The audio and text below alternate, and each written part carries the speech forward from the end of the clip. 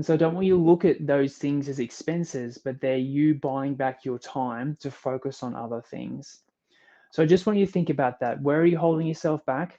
And where could you start to put people in leadership positions in your business to start to free up your time so that you eventually create the structure? G'day there and welcome. Today I want to talk to you about the importance of building the leadership team around you. And I want to talk about this in the context of your journey as a business owner and the importance of the importance of bringing on great people around you to support you. I think, as we go through the business journey, we often start by ourselves, or it's us and another director, and we go through, and we're starting to add staff and that sort of stuff. And we can often fall into the trap of still wanting to do stuff ourselves. And we forget about the bigger vision that we have for our business and what we like, the reason why we started this whole thing in the first place. And for most of my clients and most of the people I'm talking to, it's like, we love what we get to do. And we wanted to start this business because we had a vision and a dream for our business, but we also had a dream for our lifestyle and our family and wanting to spend more time with our kids and more time with husbands and wives and that sort of thing. And I think sometimes, unfortunately, we forget about that along the journey, and we just get so entrenched in the day-to-day doing of things in our business that we forget why we started this thing in the first place. And we sometimes unfortunately build the business around us. Like, we're the bottleneck. We're the ones that have to make the decision all the time. We're the ones that have to approve everything and review everything. And we like, sometimes clients come to me and they're like so stuck in terms of like, I just have built this thing and it's not passionate for me anymore. Like, what the help? What do I do? Kind of thing. And I think if we can keep that North Star in place in terms of why we built this business and what and who we're doing this for, means we can kind of step back a few times and be a bit more objective about, maybe we need to be a bit more strategic about putting people in roles around us, which means that we're not the bottleneck anymore.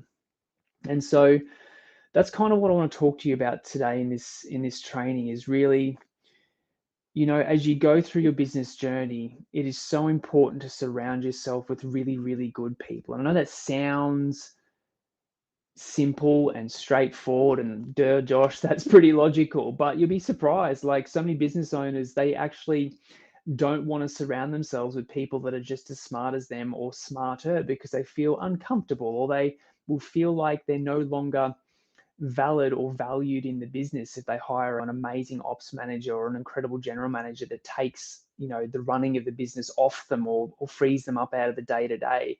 And sometimes people are threatened by that, so they actually therefore build a business that is completely reliant on them, because they want to be, they want to feel good about themselves, and so that they're the center of attention, and not in a like look at me kind of way, but they just have unconsciously built a business around them.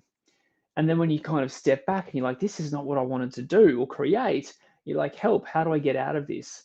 And the way to get out of it is to build a leadership team around you, to find or promote and train from within really, really good people that can take over areas of the business that you're currently running. And I'll say that again. You want to find or promote and train from within amazing people who are incredible at what they do, who are actually going to take over things from you in the business. And some business owners are like, nah, I can't let go. I don't want to let go. Like, they're not going to do it as well as me. You want to hire amazing people who are better than you. And sure, you've got to leave your ego at the door and all those sorts of things. But when you can actually step back and go, holy Toledo, look what I've created. I'm actually not really that required anymore. Like, I could come to work a bit later, or I could, drop my kids at school, or I could leave at 2 to go to a soccer match, or I could just not come in this Friday and things would still run without me. And when you can kind of step back and look at that and what you've created, For 9 out of 10 of my clients, that's the vision. That's what they're wanting to create. Like every business owner that I've worked with, bar probably the 5 to 10%, they want a lifestyle business. They love what they get to do.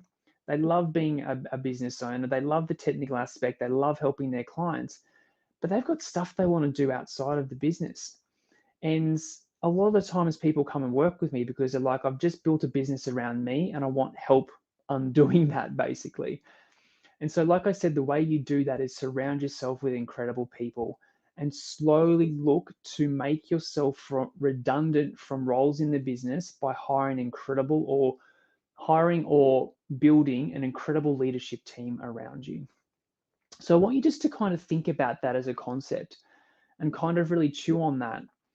Like, have you built a business around you that's completely reliant on you? Like, if you took a day off, would things just kind of stop? Or if you took a week off, would things turn into absolute chaos? And are there areas in the business that you know that you're still doing that you really shouldn't be doing? Like, I was talking to a business owner yesterday who's still doing all of their invoicing and still all doing all the reconciliation in Xero and still chasing up unpaid invoices and stuff. And it's like, I can do that, but like, is that a good use of your time? And it's not. And so hiring an amazing bookkeeper or an amazing accountant to run that would be a way better use of your time than you doing that.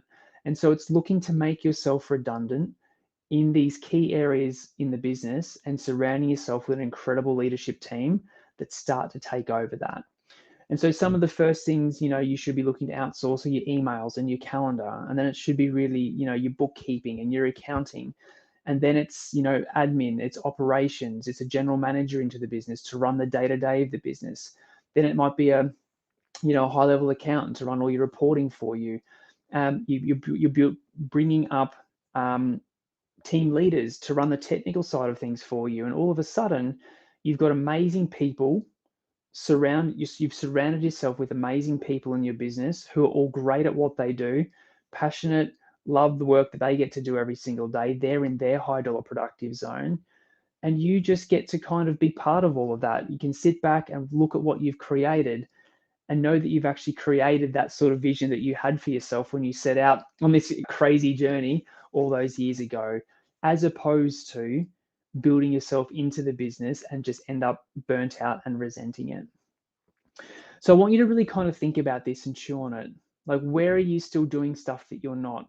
Are there people internally that have great leadership qualities that you could talk to about, hey, would you like to take on like a leadership role within the business and take over this aspect or this aspect? Where have you been putting off hiring? Like, is it time to bring a general manager into your business or an operations manager, someone to take over the day to day? And yes, I hear you saying that person's a complete overhead to the business. And yes, that's true. But if all they do is make your business more efficient, and if all they do is free you up to focus on winning bigger projects and better projects and focus on, making client relationships better and making the business even bigger and better, is that not worth it? And so I don't want you to look at those things as expenses, but they're you buying back your time to focus on other things. So I just want you to think about that. Where are you holding yourself back? And where could you start to put people in leadership positions in your business to start to free up your time so that you eventually create the structure and the structure and the how the business is set up that you actually wanted to create 5, 6, 10 years ago. Just really think about that, and let's get honest with yourself for a second. And are there people that you could put in roles today or tomorrow, or start the conversation from a recruitment point of view to start to build the business that you really want? So team, I hope today's been helpful. We have a heap of free resources for you if you want to keep doing this journey on your own, the podcast channel, the YouTube channel, the website, heaps of free resources there for you. But if you'd like some help to build your business even faster, or just help to simplify things down and really work on a strong business plan, I'd love to invite you to join our Boardroom coaching program. So if that's you'd like to learn a bit more about Boardroom, just shoot me an email, send me a message, or comment the word Boardroom below this video, and let's have a chat about how I can help you build your business faster. Have an amazing day.